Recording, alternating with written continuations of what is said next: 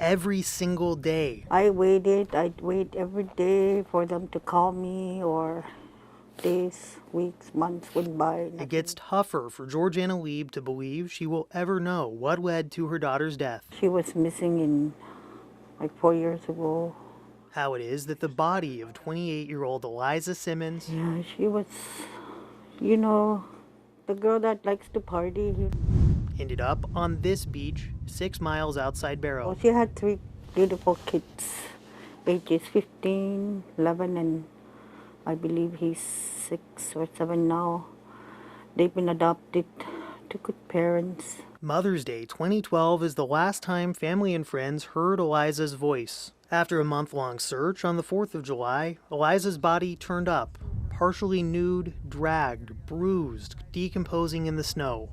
Plastic sheeting was found down the beach. It's still tough for her mother to read this state autopsy report. Circumstances surrounding her deaths are highly suspicious.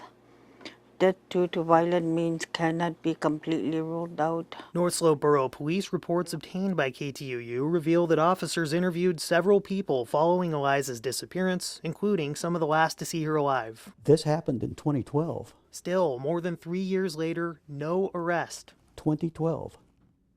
I tried to resurrect these 2 cold case homicides this summer. A man was seen wearing only a bathing suit days after the disappearance, folding a piece of plastic sheeting outside a home. The man told police he had been drinking with Eliza a few days earlier and had her cell phone. Another man refused to talk to police through his attorney. They really needed to use the intelligence, the information they had received, to get a search warrant to search the home. They needed to follow up on what happened. What were the results of the lab test with the swabs? Now, a former North Slope police chief is coming forward to say he thinks the department failed to follow up on obvious leads before he took the job. There's no doubt in my mind. A girl on crutches did not walk 6 miles down the beach, lie down, and die. Shortly after Owen was hired as police chief in January 2015, he reopened both of the cold cases, assigning a homicide detective to search for answers. Because in a town the size of Borough, the homicide should not go unsolved. Because people there want justice. I was happy, you know, at least somebody's gonna do something. And then I heard he got fired, and then I said, oh no, now what? Owen says his detective was closing in, but in June the chief was called to meet with Mayor Charlotte Brower. He says Brower sent someone to the parking lot to fire him without explanation. Apparently, I had stepped on the wrong political toes without knowing it. The mayor and current police officials would not comment on Owen's departure. About Simmons' death, the borough says only it is an ongoing death investigation. The former chief says he believes nothing is being done to solve this case or the 2013 death of 67-year-old Lloyd Nagiak, the brother of Representative Ben Nagiak. He died weeks after being brutally assaulted. I let the families of the Nagiaks down, and I let the community down. Because the community wants justice.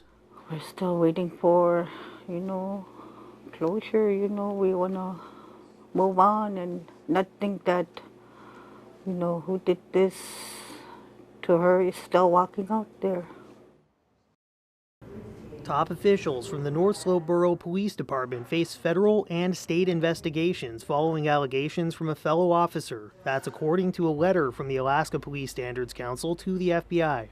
For misconduct regarding their involvement in the failure to investigate missing evidence at the police department evidence locker in Borough over a period of years. The Police Standards Council letter mentions an FBI probe into allegations from Officer Gary Moore.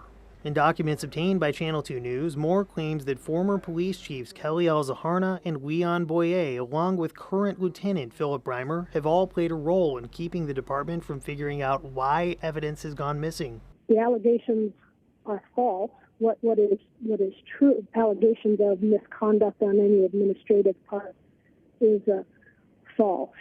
In a complaint filed this April, Moore claims that in 2008 he discovered guns, money, and drugs missing from the department's evidence room. He told his superiors about it, but he claims nothing has been done to fix the problem. There's a good old boys club, I think, within lots of police departments. Moore's attorney alleges a cover-up to keep anyone in the department from getting in trouble, and he says Moore has faced retaliation. One of the former chiefs tells a different story. So at least through my administration, we were very well aware of the issues in the evidence room and lack of ability to track things and find things. Kelly Elzaharna says independent audits cleared up many allegations about missing evidence. The North Slope Borough would not release those documents. Elzaharna also says there may be other motives behind Officer Moore's allegations. She reassigned him from evidence custodian to street patrol duty. Immediately within the first 30 days, I notified people, and Mr. Moore was one of them, that as a sworn police officer, he would be reassigned back to the street. Mr. Moore was not happy about that. Elzaharna went on to lead the Alaska Police Standards Council, which oversees complaints against police officers statewide.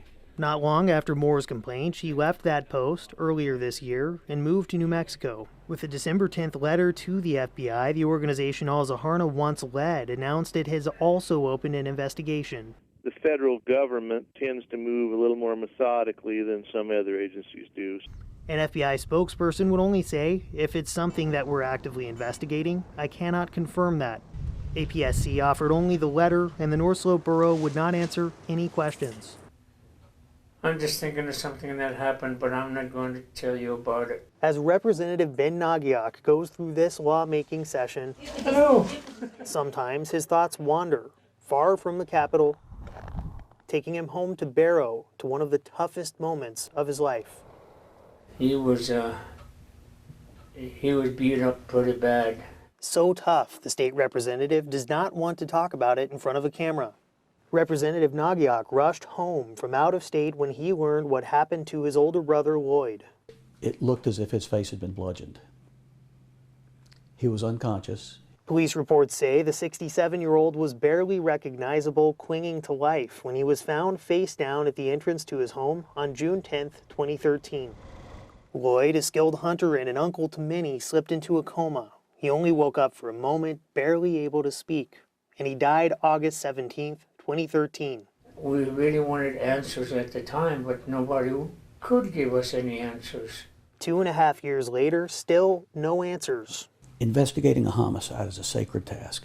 John Owen says he reopened the investigation into Lloyd's death shortly after becoming police chief in January 2015. He says the investigation was badly mishandled, evidence ignored, weeds overlooked. We found out that a plastic milk jug had been seized at the scene with a bloody handprint on it.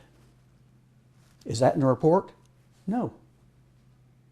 It was on a property tracking sheet, and it had never been sent to the crime lab. I would think that at a homicide scene, if you find a bloody handprint on a plastic milk jug, you should expedite that out. And that's enough. Police work, you ask me.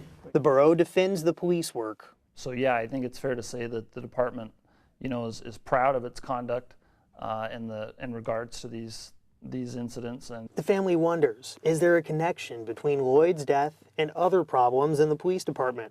Missing evidence and guns and all kinds of other stuff that were missing. So, is there a connection?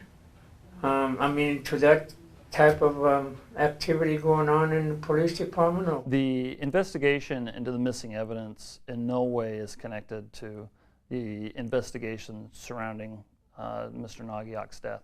Owen was fired as police chief 6 months onto the job. He says for political reasons, the borough says because of complaints from officers and residents. Now the Nagiaks say Lloyd's case is not being actively investigated. I have so many of her letters. And the mother of 27-year-old Eliza Simmons. I want them to know that she was a good girl.